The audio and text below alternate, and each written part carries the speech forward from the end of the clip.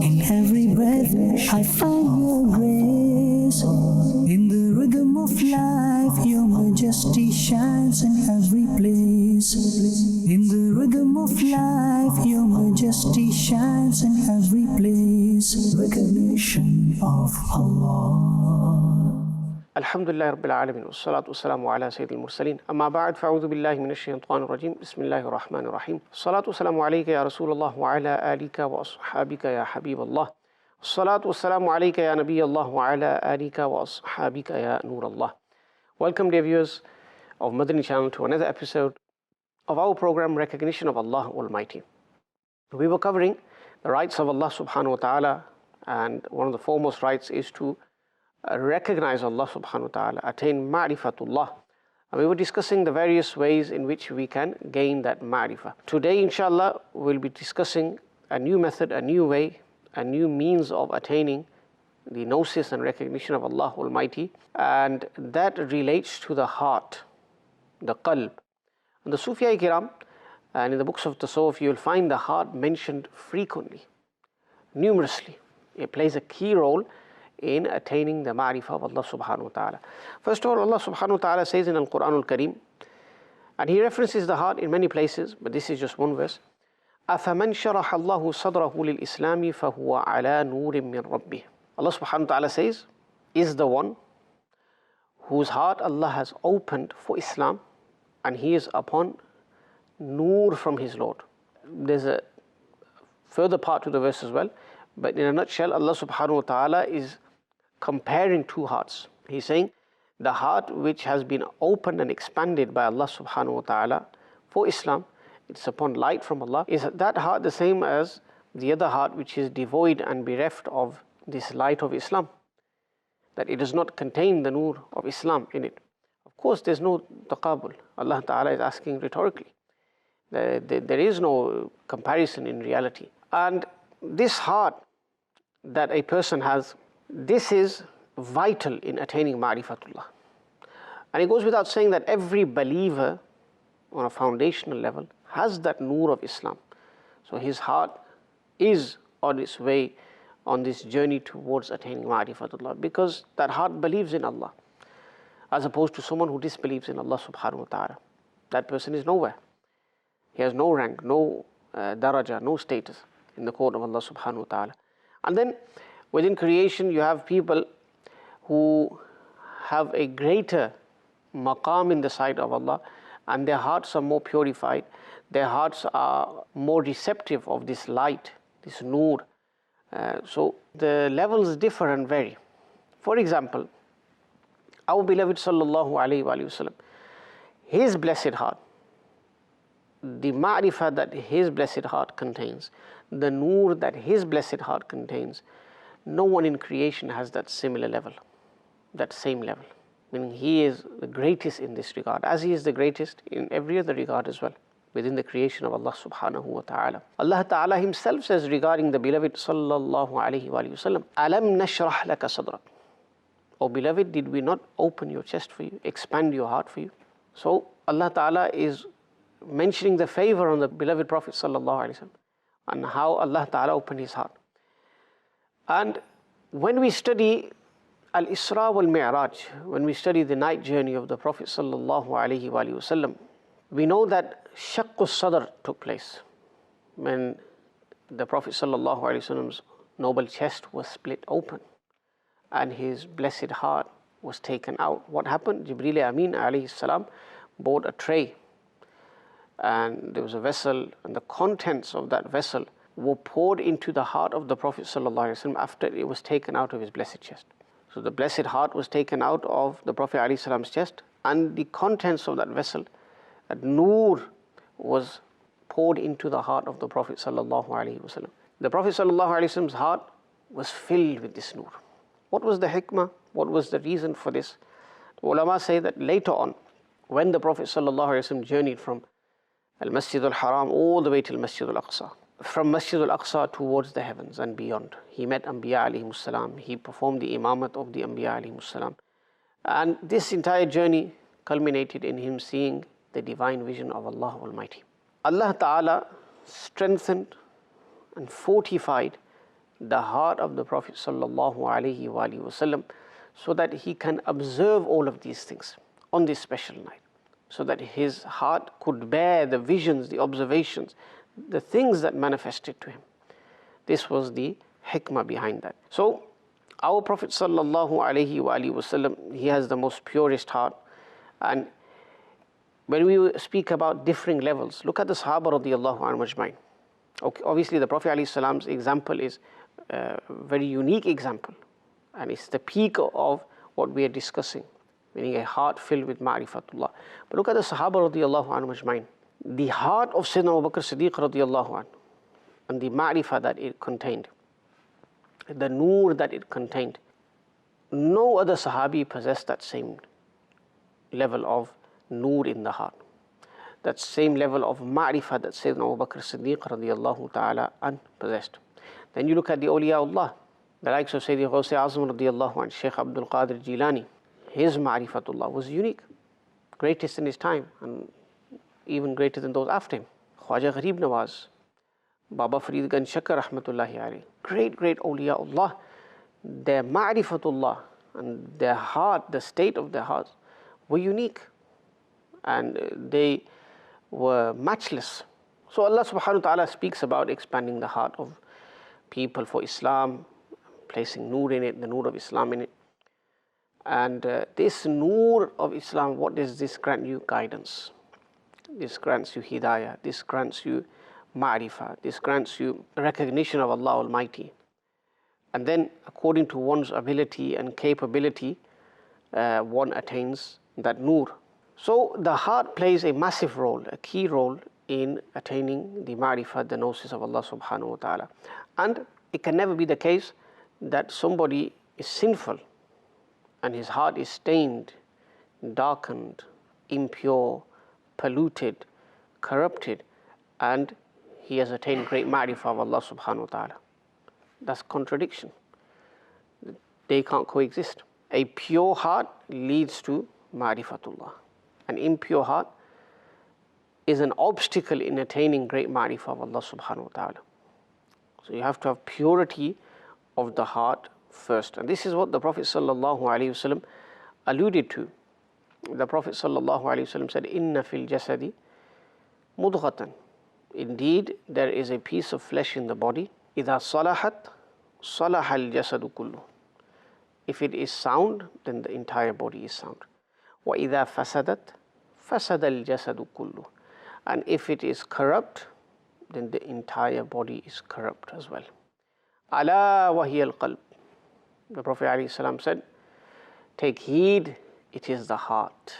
Meaning this is the piece of flesh that the Prophet ﷺ was referring to. If the heart is sound, the rest of the body is sound. If the heart is corrupt, the rest of the body is corrupt. And taqwa, this is something that is found within the heart. Allah subhanahu wa ta'ala speaks about this, and He says, فَإِنَّهَا مِن تَقْوَى الْقُلُوبِ. Indeed, it is from the piety of the hearts. So the hearts are the epicenter, the focal point of taqwa.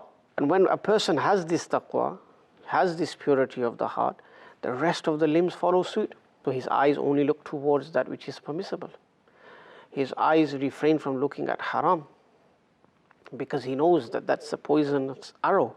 When he looks at haram, this will spoil his heart. His ears only take pleasure in listening to Al-Quranul Kareem, na'at, praise of the Prophet sallallahu alaihi wasallam, listening to the commands of Allah subhanahu wa ta'ala. His ears stay far away and distant from listening to backbiting, listening to lying, listening to music, listening to gossip, all of these things. Then a person's hands only grip and pick up that thing which is permissible, touch something which is permissible. The feet only go towards that area, that place, that thing, that action which is jaiz, which is permissible and pleasing to the Lord Almighty. They don't go towards anything which is haram.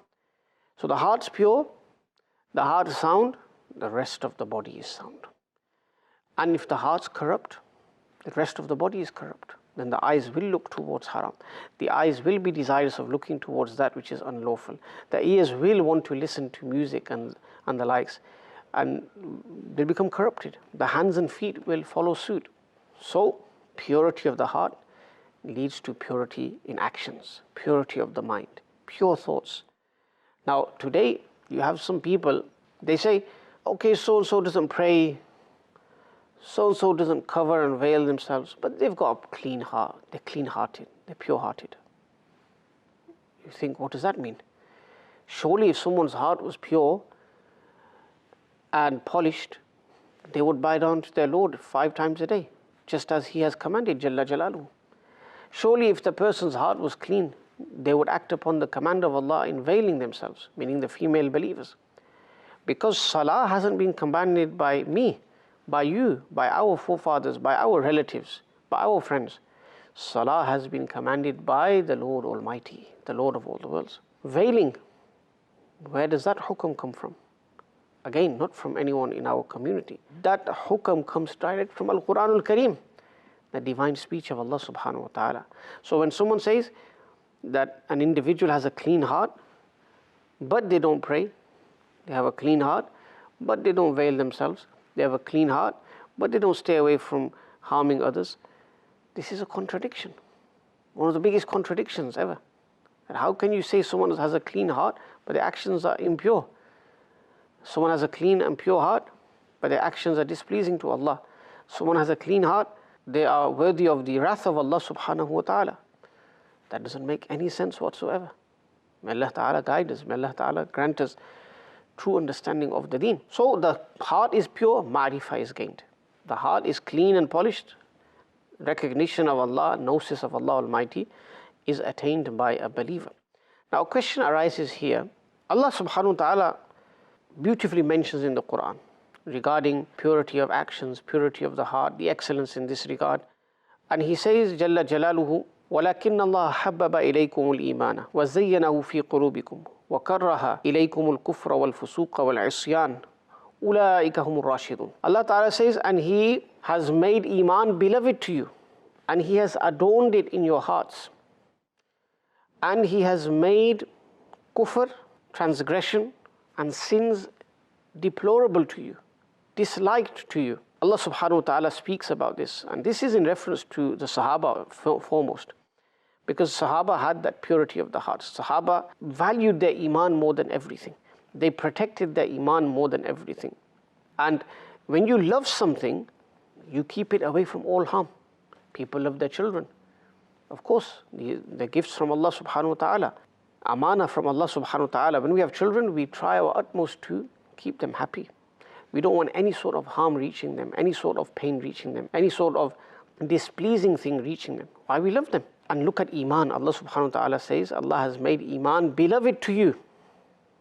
So the true believers, they protect their Iman from all things that could negatively impact it. So for Iman, a believer is willing to sacrifice everything. His life, his wealth, his health, every single thing, because Iman takes precedence. Iman is most beloved to a believer. Iman comes first. Everything else comes afterwards. And then Allah subhanahu wa ta'ala talks about how He has decorated and adorned this Iman in the hearts of the people. We do anything to see this Iman flourish, to see this Iman prosper. So that Iman that is beloved to us and Allah ta'ala has adorned it in our hearts, what happens?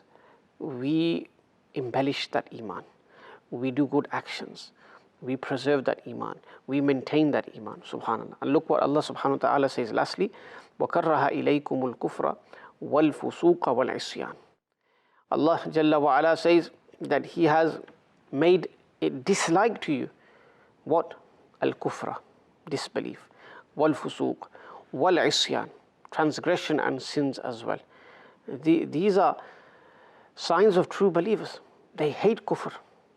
They can't love Iman and love kufr. That's a massive, huge contradiction.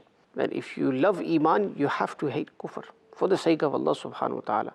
Why? Because kufr means denying Allah, rejecting Allah, abandoning Allah, na'udhu billah, insulting Allah. So how can a person like that? And fusuq, sins, transgressions, immoral acts, and isyan, sins. A person who has Iman, who embellishes that Iman, beautifies that Iman through good actions, how could he like something which taints that Iman, that makes that iman unsightly, that corrupts that iman, like sins and transgressions. How can he like that? So the true believers who attain ma'rifatullah are those who iman is beloved to more than everything else. Allah adorns that iman in their hearts. They do good actions to beautify that iman. And then the third thing Allah mentions is that they hate kufr, fusuq, isyan. Ulaika humur rashidun. Allah Ta'ala says these are the people who are guided. These are the people who have ma'rifatullah. These are the people whose hearts are filled with light, with nur. May Allah subhanahu wa ta'ala, for the sake of the Sahaba radiyallahu ta'ala anhum ajma'in, grant us such iman, grant us such purity of the heart, grant us the tawfiq to embellish this heart, to beautify and adorn this heart throughout our lives. And may Allah subhanahu wa ta'ala save us from all those acts that pollute our heart, pollute our center of ma'rifah. This is the epicenter. This is where the ma'rifatullah is poured into our hearts. The nur of Islam is poured into the hearts. May Allah subhanahu wa ta'ala protect us from spoiling this heart, from tainting this heart, from dirtying this heart.